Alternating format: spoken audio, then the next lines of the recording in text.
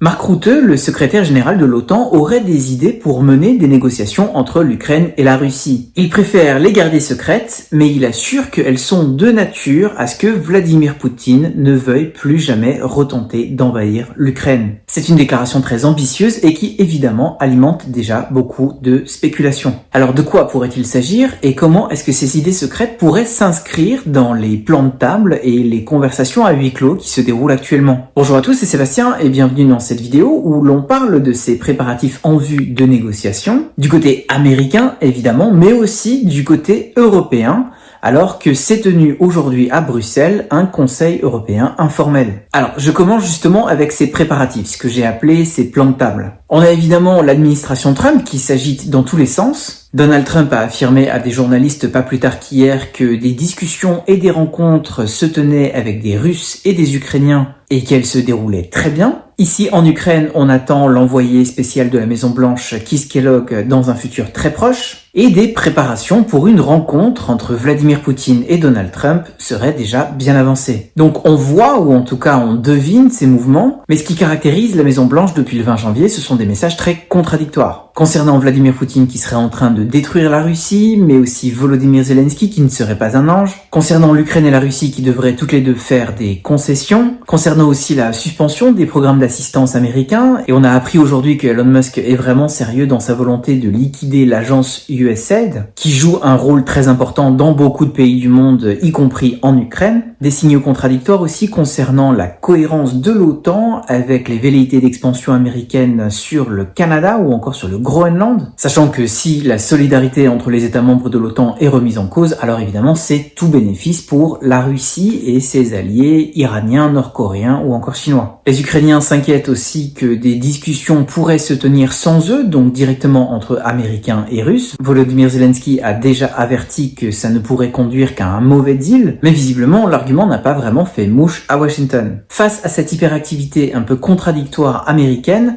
les Européens, eux, ils sont beaucoup plus cohérents, mais ils sont aussi beaucoup moins actifs. Vous avez entendu, je pense, l'expression « comme un lapin tétanisé dans la lumière des phares d'une voiture ». C'est une expression que l'on entend beaucoup ces derniers jours sur les plateaux de télé. Et c'est un peu exagéré, je pense, mais c'est vrai que les Européens sont vraiment bousculés par la remise en cause de la stabilité, donc non pas cette fois-ci de l'ordre international, mais bel et bien de l'ordre occidental. Plus rien n'est acquis, les États-Unis semblent prêts à provoquer les conflits avec leurs alliés européens, ce qui est une première depuis 1945, et a fortiori depuis 1917 et l'entrée des Américains dans la Première Guerre mondiale. Et donc les Européens doivent penser en tant que bloc à un point jamais atteint auparavant. Et c'est pour ça qu'ils se sont réunis aujourd'hui, donc dans le centre de Bruxelles, à environ 1 kilomètre du siège du Conseil européen. C'était au palais d'Egmont, donc dans le centre de Bruxelles, c'est une dépendance du ministère des Affaires étrangères belge. Le format de ce Conseil européen, c'était informel. Alors informel dans ce contexte, ça veut dire qu'il n'y avait quasiment pas de journalistes présents et qu'il n'y a pas eu de communiqué final. Les Européens, ils se sont réunis pour discuter sécurité au sens large, c'est-à-dire évidemment défense militaire, mais aussi réponse aux tarifs douaniers que Trump va probablement imposer contre l'Union européenne dans les prochains jours. Et évidemment discuter de la situation au Groenland. Donc les 27 étaient présents et le secrétaire général de l'OTAN, Mark Rutte,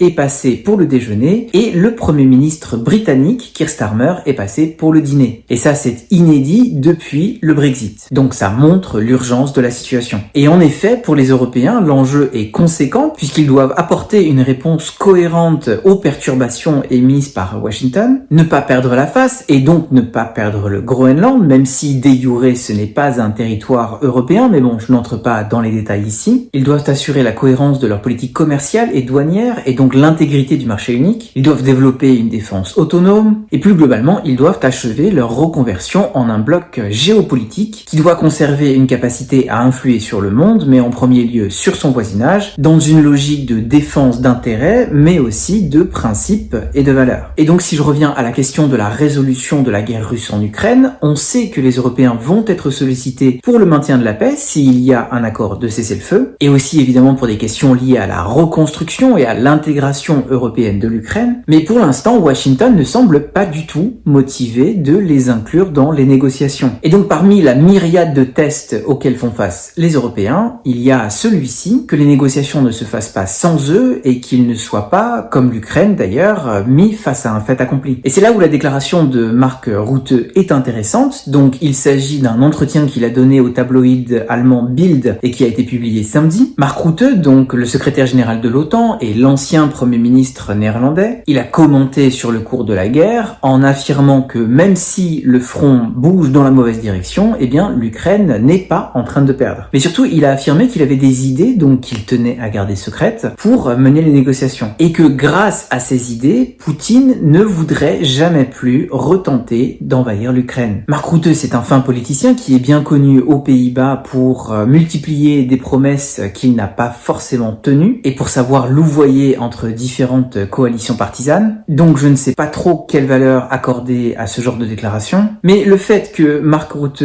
est un Européen et le secrétaire général de l'OTAN, eh bien c'est peut-être un signal que les négociations ne vont pas se dérouler dans un simple tête-à-tête entre Washington et Moscou. Et donc il faut s'interroger sur ces idées secrètes parce que sur le papier, en fait, ça peut être n'importe quoi. Ça peut être encore plus de sanctions et de livraison d'armes à l'Ukraine, mais ça peut aussi être une implication directe de l'OTAN dans la défense antiaérienne de l'Ukraine ou dans la sécurité de la région de la mer Noire. Ça peut être des actions concrètes contre la flotte russe de la mer Noire, contre les intérêts russes en Méditerranée, en Libye, dans certains pays africains. Ça peut être le déploiement direct de troupes de l'OTAN sur le terrain ukrainien. Ça peut aussi être l'ébauche d'un plan de sécurité globale qui inclurait évidemment l'Ukraine, mais aussi les mouvements d'échiquier que l'on voit actuellement dans la région de l'Arctique et autour du Groenland. Ça pourrait être en fait un peu tout si on veut effectivement penser out of the box, donc en dehors des cadres établis. Et si vous voyez une autre idée que je n'ai pas mentionnée, eh bien n'hésitez pas à la mentionner dans les commentaires. Mais le fait est que comme on est très habitué à des réponses lentes, timides et conventionnelles de la part des Européens particulièrement, il y a aussi le risque que ces idées secrètes, si effectivement elles existent, eh bien elles ne soient pas de nature à renverser la table ou à inverser un rapport de force qui effectivement dissuade Vladimir Poutine de jamais vouloir réenvahir l'Ukraine. Bon, en tous les cas, à travers tous ces événements, ces discussions, ces déclarations, ces réunions, on constate cette hyperactivité américaine et cette activité européenne. Et bien évidemment, les Ukrainiens sont les premiers mobilisés sur la barricade et ils entendent bien participer à et peser sur les discussions. Mais du côté russe, à part quelques déclarations et insinuations ici ou là, l'ambiance est à un stoïcisme remarquable. Comme si ces négociations, elles ne concernaient finalement que les Ukrainiens et les Occidentaux, et les Russes, eux, ils continuent la guerre pour atteindre leurs objectifs comme si de rien n'était. Mais ça, il ne faut pas s'y tromper. La Russie est aussi intéressée par l'ouverture de négociations. D'une part, puisque son armée ne dira pas non à une pause, mais aussi parce que le Kremlin est intéressé d'entendre ce que les Occidentaux pourraient lui offrir comme avantage si jamais effectivement il y a quelque chose à gagner de ces négociations. En fait, ce à quoi on assiste de la part du Kremlin, c'est la parfaite illustration de la méthode Gromyko, donc en référence à Andrei Gromyko, ministre des Affaires étrangères de l'URSS de 1957 à 1985, donc un homme extrêmement important et influent. Et sa méthode de négociation, elle tenait en 3 points: maximiser la demande, ne rien céder et travailler avec une méthode d'ultimatum. Donc maximiser la demande, on le voit dans les revendications actuelles du Kremlin, donc une neutralité permanente pour l'Ukraine, pas d'adhésion à l'OTAN, un retrait de l'Alliance Atlantique des pays post-soviétiques et post-communistes, une reconnaissance occidentale des annexions russes en Ukraine, une levée totale des sanctions, et évidemment la conclusion d'un accord de sécurité assez large qui reconnaisse la sphère d'influence russe sur l'Europe de l'Est. Donc ça c'est le premier point, maximiser la demande. Le deuxième point, c'est ne rien céder, c'est-à-dire ne pas être le premier à cligner de l'œil et répéter sans cesse que ce sont les Occidentaux qui vont proposer quelque chose puisque ce sont eux qui ont intérêt à se sortir de cette situation. Et le troisième point, c'est évidemment travailler avec une méthode d'ultimatum, et ça on le voit avec la pression que l'armée russe met sur le front, mais aussi évidemment avec le chantage nucléaire. La méthode Gromyko, c'est une posture de négociation qui n'est pas seulement la transposition d'un rapport de force du terrain à une table de négociation, mais c'est une posture de négociation qui est en elle-même un rapport de force. Et on voit que c'est exactement ce qui est en train de se passer, et que d'ailleurs pour l'instant cette méthode marche, puisque ce sont les Occidentaux qui font les premiers pas et qui parlent beaucoup plus de négociation et de sortie du conflit que les Russes. Ce qui fait que selon l'interprétation de cette méthode Gromyko, eh bien, les Occidentaux et en particulier les Américains, ils sont d'ores et déjà dans une position de faiblesse, puisque ce sont eux qui tendent la main. Et c'est là où les modalités de ces négociations vont être extrêmement importantes et les idées secrètes de Mark Rutte, si jamais elles sont de nature